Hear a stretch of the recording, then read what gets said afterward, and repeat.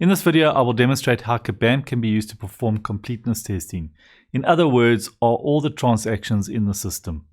So why do we do this? Well, completeness is a very difficult objective for management to ensure.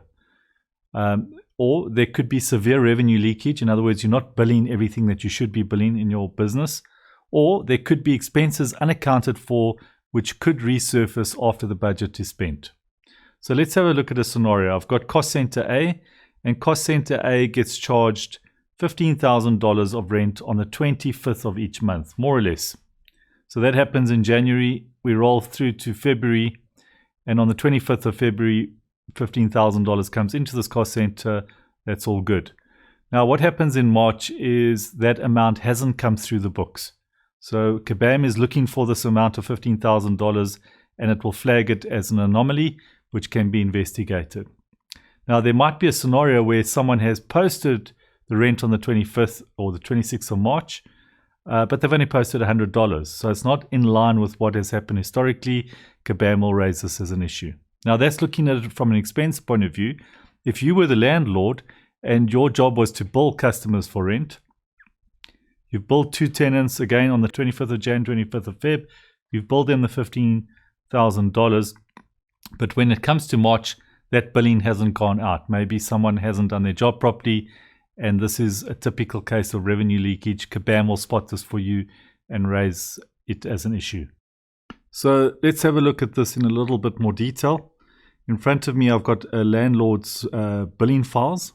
So all his records, and you can see he bills the office blocks, Blue Heights, Seashore, and Oberon. He bills those three office blocks.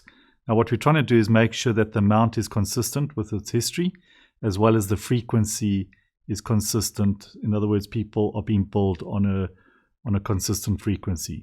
So if we go into CABAM, check that last month's payment is correct by tenant, and check for outstanding amounts. So we want to make sure that everything has been recorded, that we're not leaking revenue, and we tell it which field to look at, office ID, and then we tell it to look at the amount and also look at the transaction date, and then make sure that the payment is between the 5th and the 95th percentile, and obviously you can change that.